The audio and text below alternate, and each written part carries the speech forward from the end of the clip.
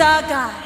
Every tribe sing praise and glory, honor and strength unto our God, unto our God. Matchless, endless, love unrestrained. This is our God. Every tribe sing, ayo, ayo, ayo, ah. Ayo, ayo, ayo, ah. We sing, ayo, ayo, ayo, ah. Ayo, ayo, ayo, ah. Oh, there is no one like our God. No one. There is no one like our God. There is no one like our God. There is no one like our God. Wala kang katulad, O Diyos. Wala kang katulad, O Diyos. No hay nadie como nuestro Dios.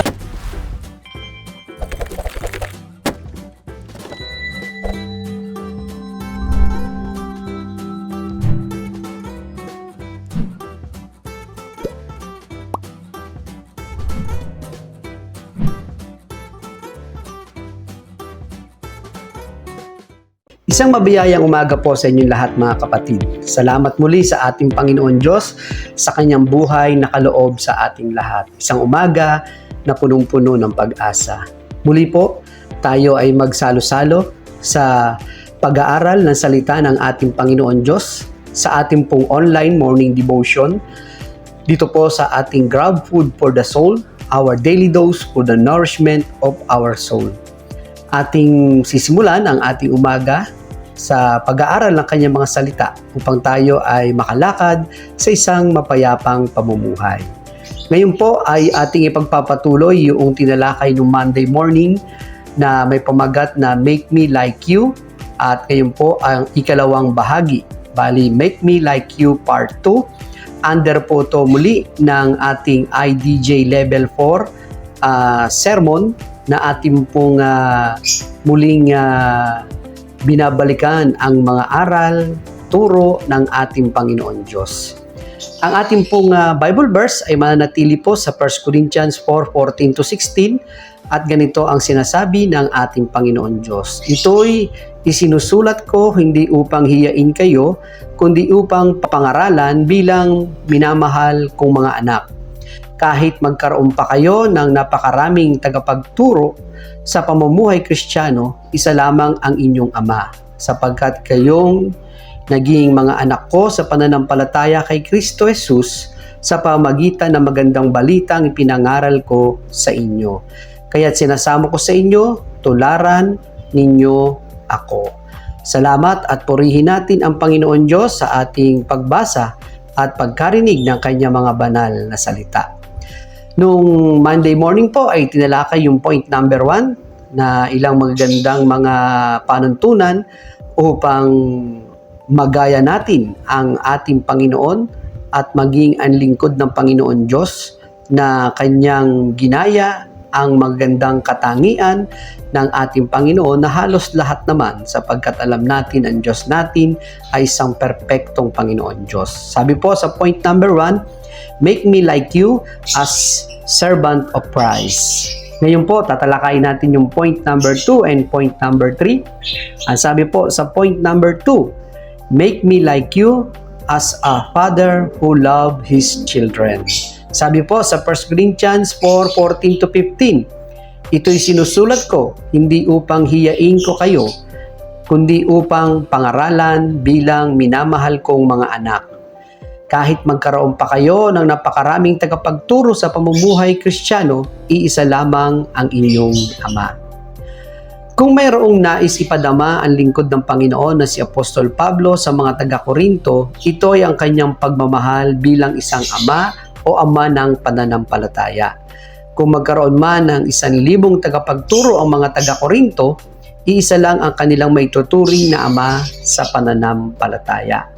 Ang wika po, ang turing na anak na minamahal na nabanggit sa 4:41 ay tinuturuan ng tama at mabuti.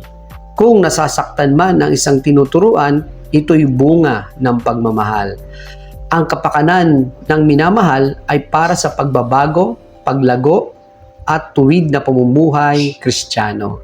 Kung ganito ang tutularan natin na uri ng pagmamahal sa isa't isa, ano kaya ang magiging resulta nito sa ating iglesia? So napakaganda po ng paalaala. Ito po ay nagbibigay ng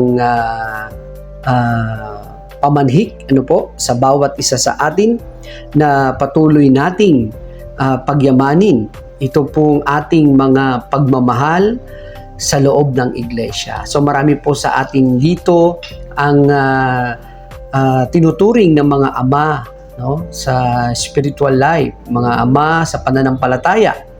At katulad po ng isang ama, ay kinakailangan na ituwid ang isang anak, kalakip ang pagmamahal upang magbunga ng pagbabago, paglago sa buhay Kristiyano. Ganoon din po sa ating iglesia.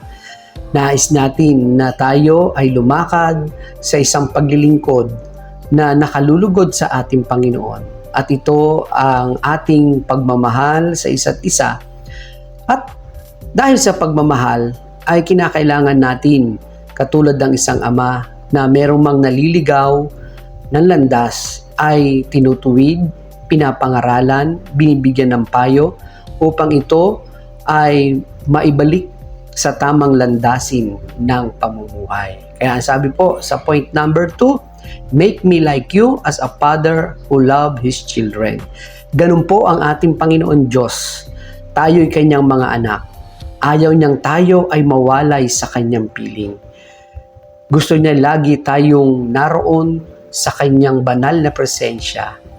At bilang Ama, bilang ating Panginoon, siya rin ay nagnanais na tayo ay ituwid sa ating mga landasin. Salamat sa ating Panginoon Diyos na napakabuti, na tunay na tayo ay inaring mga anak sa kabila ng ating mga kasalanan, kakulangan at paglayo.